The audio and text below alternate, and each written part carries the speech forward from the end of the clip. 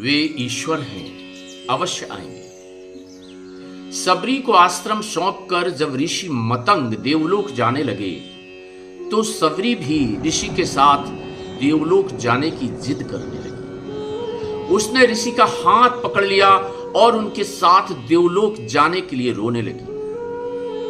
सबरी को रोता देखकर ऋषि मतंग व्याकुल हो गए।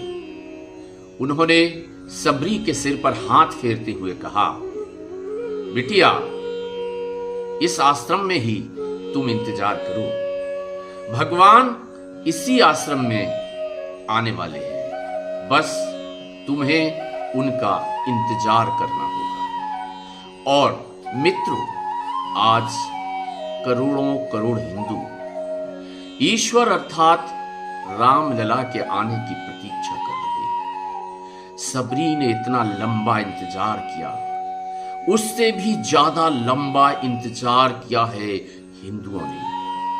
तो आज हम आपको सबरी की वो गाथा बता रहे हैं कि सबरी के इंतजार से अगर श्री राम उसके आश्रम तक पहुंचे हैं तो हिंदुओं के इंतजार से भी आज रामलला पुनः अयोध्या में पधार रहे हैं। अबोध शबरी इतना अवश्य जानती थी कि गुरु का वाक्य सत्य होकर रहेगा। उसने फिर पूछा, कब आएंगे ईश्वर? महर्षि मतंग त्रिकालदर्शी थे। वे भूत भविष्य सब जानते थे। वे ब्रह्मर्षि थे। महर्षि शबरी के आगे घुटनों के बल बैठ गए और शबरी को नमन करने लगे। आसपास उपस्थित सभी ऋषिगण असमंजस में डूब गए। ये उलट कैसे? गुरु यहां शिष्य को नमन कर रहे हैं, ये कैसे हुआ? महर्षि के तेज के आगे कोई बोल न सका। महर्षि मतंग बोले, पुत्री, अभी उनका जन्म नहीं हुआ है। अभी दशरथ जी का लग्न भी नहीं हुआ है। उनका कौशल्या से विवाह होगा, फिर भगवान की लंबी प्रतीक्षा होगी। फिर वो जन्म लेंगे, फिर उनका विवाह माता जानकी से होगा, फिर उन्हें 14 वर्ष वनवास होगा और फिर वनवास के आखिरी वर्ष माता जानकी का हरण होगा।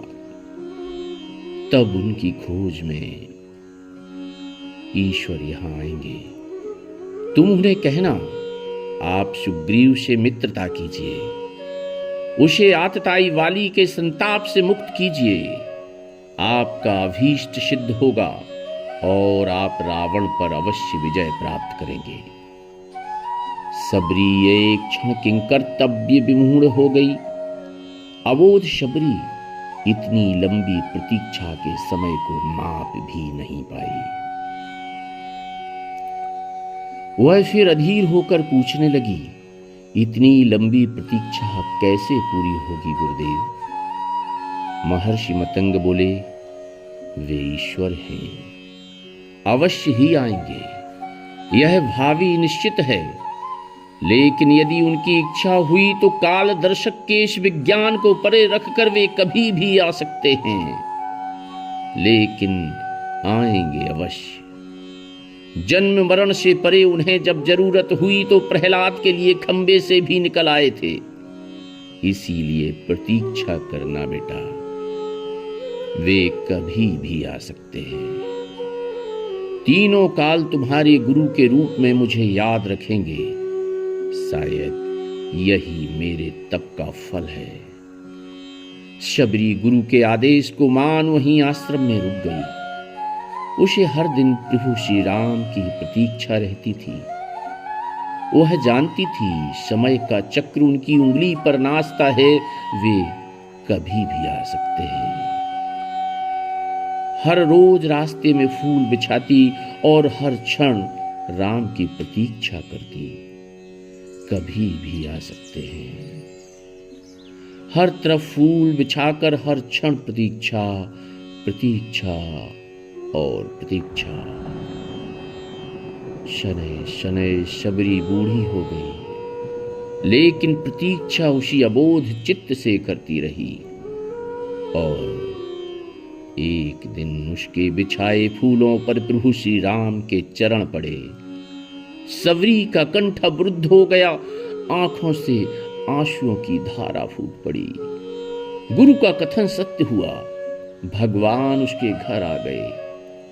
शबरी की प्रतीक्षा का फल ये रहा कि जिन राम को कभी तीनों माताओं ने जूठा नहीं खिलाया, उन्हीं राम ने सबरी का जूठा खाया।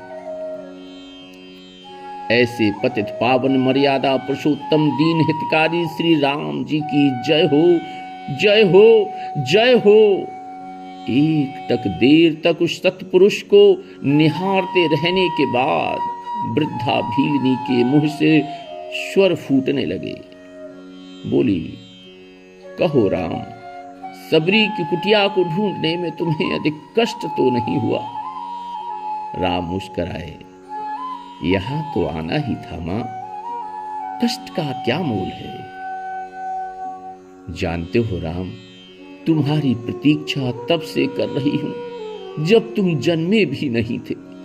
यह भी नहीं जानती थी कि तुम कौन हो, कैसे दिखते हो, क्यों आओगे मेरे पास। बस इतना ज्ञात था कि कोई पुरुषोत्तम आएगा जो मेरी प्रतीक्षा का अंत करेगा। राम ने कहा, तभी तो मेरे जन्म के पूर्व ही तय हो चुका था कि राम को सबरी के आश्रम में जाना ही है। एक बात बताऊं प्रभु, भक्ति में दो प्रकार की शरणागति होती है, बानरी और मार्जरी। मैंने मार्जरी भाव को अपनाया। राम मुस्कुरा कर रह गए। भीलनी ने पुनः कहा, सोच रही हूं बुराई में भी तनिक अच्छाई छिपी होती है ना। कहां सुदूर उत्तर के तुम, कहां घोर दक्षिण में मैं। तुम प्रतिष्ठित रघुकुल के भविष्य में बन की भीलनी। यदि रावण का अंत नहीं करना होता तो तुम कहां से आते राम? राम गंभीर हुए और कहा, भ्रम में ना पड़ो मां, राम क्या रावण का वध करने आया है? रावण का वध तो लक्ष्मण अपने पैर से बाण चलाकर भी कर सकता है। राम हजारों कोस चलकर इस गहन वन में आया है तो केवल तुमसे मिलने आया है मां, ताकि सहस्त्रों वर्षों के बाद भी जब कोई भारत के अस्तित्व पर प्रश्न खड़ा करे तो इतिहास चिल्लाकर उत्तर दे कि इस राष्ट्र को क्षत्रिय राम और उसकी भीलनी मां ने मिलकर गढ़ा है। जब कोई भारत की परंपराओं पर उंगली उठाए तो काल उसका गला पकड़कर कहे कि नहीं, एकमात्र ऐसी सभ्यता है जहां एक राजपुत्र वन में प्रतीक्षा करती एक वनवासिनी से भेंट करने के लिए 14 वर्ष का वनवास स्वीकार करता है। राम वन में बस इसलिए आया है ताकि जब युगों का इतिहास लिखा जाए तो उसमें अंकित हो कि शासन और सत्ता जब पैदल चलकर वन में रहने वाले समाज के अंतिम व्यक्ति तक पहुंचती है तभी वो राम राज्य होता है। राम वन में इसलिए आया है मां, ताकि भविष्य स्मरण रखे कि प्रतीक्षाएं अवश्य पूरी होती हैं। राम रावण को मारने भर के लिए नहीं आया है मां। माता सबरी एकटक राम को निहारती रही। राम ने फिर कहा, राम की वन यात्रा रावण युद्ध के लिए नहीं है माता। राम की यात्रा प्रारंभ हुई है भविष्य के आदर्श की स्थापना के लिए। राम राजमहल से निकला है ताकि विश्व को संदेश दे सके कि एक मां की अवांछनीय इच्छाओं को भी पूरा करना ही राम होना है। राम निकला है ताकि भारत विश्व को सीख दे सके कि किसी सीता के अपमान का दंड असभ्य रावण के पूरे साम्राज्य के विध्वंस से पूरा होता है। राम आया है ताकि भारत विश्व को बता सके कि अन्याय और आतंक का अंत करना ही धर्म है। राम आया है ताकि भारत विश्व को सदैव के लिए सीख दे सके कि विदेश में बैठे शत्रु की समाप्ति के लिए आवश्यक है कि पहले देश में बैठी उसकी समर्थक शूर्पणखाओं की नाक काटी जाए और खरदूषणों का घमंड तोड़ा जाए। और राम आया है ताकि युगों को बता सके कि रावणों से युद्ध केवल राम की शक्ति से नहीं बल्कि वन में बैठी सबरी के आशीर्वाद से जीते जाते हैं। मां, सबरी की आंखों में जल भर आया। उसने बात बदलकर कहा, बेर खाओगे राम? राम मुस्कुराए, बिना खाए जाऊंगा भी नहीं मां।